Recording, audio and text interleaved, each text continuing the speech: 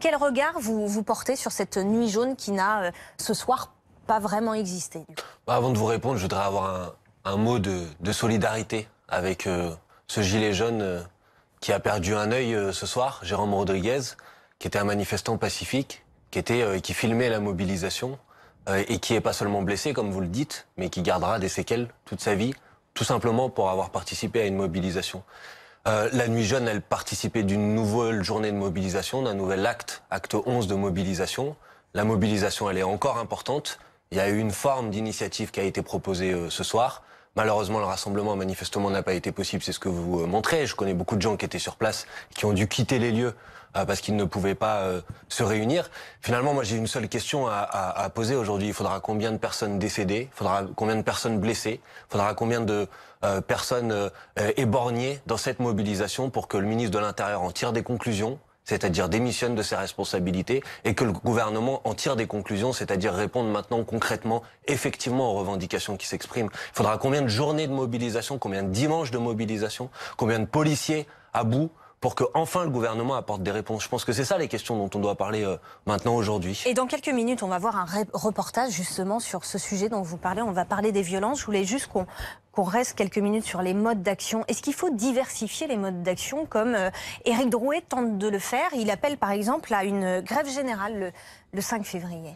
Je pense qu'il a raison de diversifier les modes d'action puisque manifestement la multiplication des mobilisations le samedi qui sont pourtant massivement soutenues à chaque fois.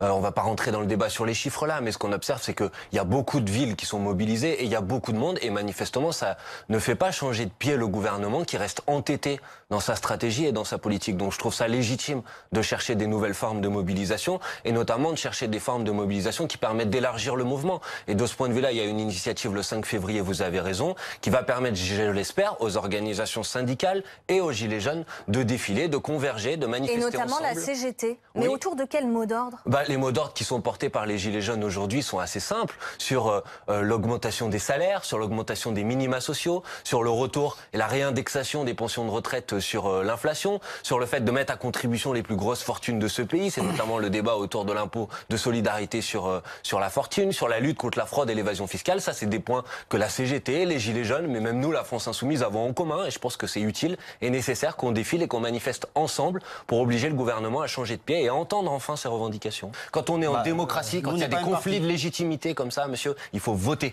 Parce que vous avez raison, il y a des gens qui sont pas d'accord avec les Gilets jaunes, il y a des gens qui sont d'accord. Allons au vote et enfin tranchons par ce qui nous reste en démocratie, c'est-à-dire le vote. Donc vous voulez une la dissolution. Mais bien sûr, monsieur, il faut... c'est tout. Mais je l'ai dit, il n'y a pas de problème, plusieurs fois, il faut revenir devant les urnes. C'est la manière de trancher. Sinon, vous allez dire, arrêtez de manifester, et moi je vais dire le gouvernement, nous, on ne dit pas arrêter de manifester, on a dit arrêter la forme de violence qui est aujourd'hui la forme de violence, le mouvement. Arrêtez les violences. Le sondage, c'est pas le vote, vous êtes d'accord? Je comprends pas pourquoi on pourrait pas aller retourner devant les urnes et trancher par la démocratie. Tout le monde veut la démocratie. C'est la manière avec laquelle on tranche les différends. Quand on est dans une situation de blocage, on est dans une situation de blocage aujourd'hui. Il faut aller voter. Manuel Bompard. Encore une fois, il faudrait nous expliquer quelles sont les raisons qui justifiaient qu'on mette cette personne, qu'on l'arrête et qu'on la mette et qu'on ne connaît poste, pas encore, effectivement.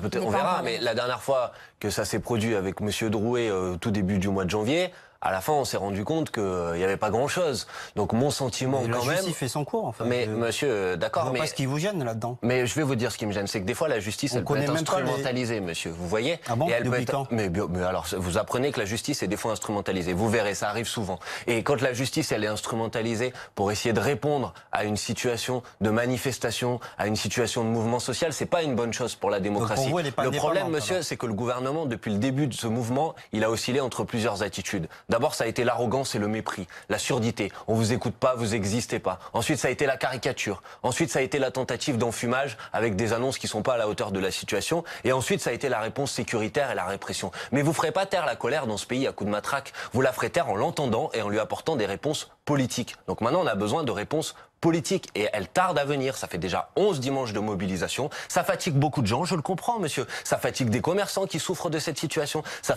fatigue des Français partout dans le pays qui souffrent de cette mobilisation. Mais c'est au gouvernement de répondre. Alors qu'il le fasse maintenant tout de suite. Merci beaucoup, Manuel Bompard.